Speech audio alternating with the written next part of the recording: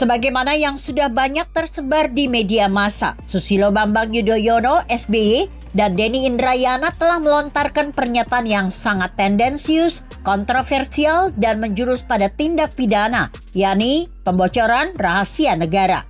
Jikapun bukan tergolong itu, maka apa yang dinyatakan oleh SBY dan Denny Indrayana bisa masuk dalam kategori fitnah, pencemaran nama baik, dan tindakan mengundang kebencian serta makar pada institusi negara. Betapa tidak, SBY dan Denny Indrayana seolah-olah sama-sama kompak menginformasikan pada halayak umum bahwa Mahkamah Konstitusi (MK) kemungkinan akan mengubah sistem pemilu 2024 menjadi proporsional tertutup. Dan KPK telah dihadiahi gratifikasi perpanjangan jabatan 1 tahun.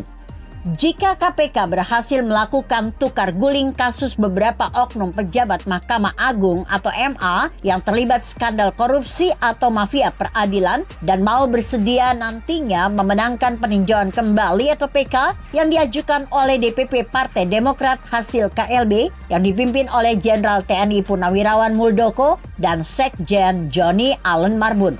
Menko Polhukam Mahfud MD pun sudah bereaksi tegas bahwa polisi harus segera menyelidiki sumber A1 pernyataan Denny Indrayana agar tidak menjadi spekulasi yang mengandung fitnah. Adakah pejabat di MK yang benar-benar telah memberikan informasi seperti itu pada Denny Indrayana? Terlepas benar tidaknya info tersebut, jika benar ada pejabat MK yang melakukannya sebelum hal itu diumumkan ke publik, maka bagi Menko Polhukam itu juga sudah masuk pada ranah pidana, yakni pembocoran rahasia negara. Putusan MK itu merupakan rahasia negara yang sangat ketat sebelum dibacakan.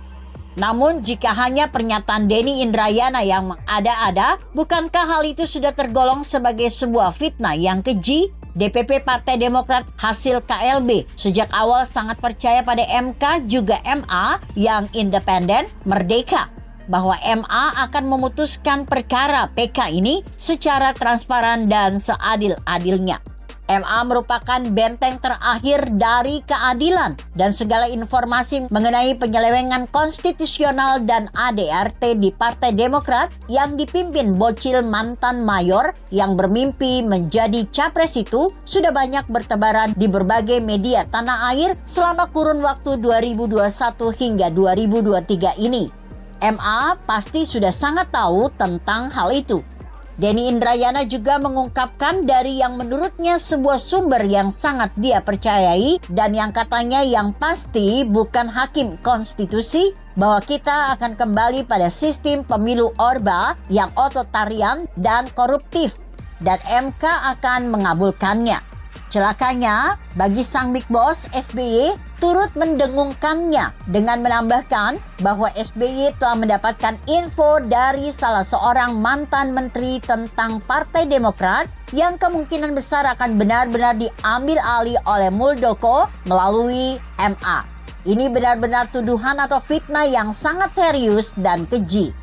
Peninjauan kembali atau PK itu upaya hukum yang konstitusional. SBY tidak boleh sembarangan berbicara sebagaimana anaknya AHY bahwa pemerintah akan melakukan berbagai upaya untuk mengambil alih Partai Demokrat yang diantaranya melalui tirani yudisial. SBY menyatakan Indonesia bukan negara predator di mana yang kuat akan memangsa yang lemah. Halo Pak SBY, ini sudah zaman pemerintahan Jokowi yang sudah sangat demokratis dan maju. Sudah tidak seperti di zaman pemerintahan Pak SBY dulu yang kerap terjadi pengambil alihan ketum parpol secara paksa meski bertopeng keputusan lembaga yudisial. Jangan mengigau Pak.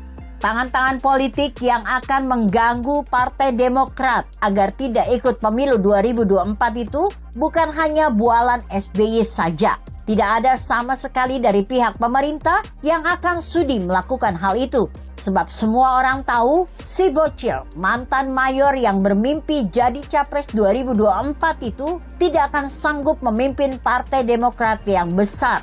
Tanpa ada pihak luar yang turut campur dalam masalah internal Partai Demokrat pun, para kader dan pengurusnya sendiri sudah banyak yang bubar dan protes pada AHY karena tingginya pungutan liar dari DPP Partai Demokrat menjelang Pileg 2024. Apapun keadaannya, fakta telah berbicara bahwa SBY dan Denny Indrayana telah melakukan tindak pidana berupa pembocoran rahasia negara yang menjurus pada fitnah dan pencemaran nama baik yang sangat keji.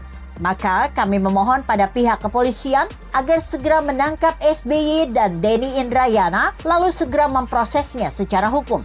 Sepakat dengan SBY, negara ini bukan penganut hukum rimba. Maka SBY dan DI serta oknum pejabat MK harus segera ditangkap dan diproses hukum. Begitu kira-kira. Artikel ini ditulis Saiful Huda EMS yang disadur dari redaksi Indonesia.com dengan judul SBY, Denny Indrayana, oknum pejabat MK harus ditangkap dan diadili.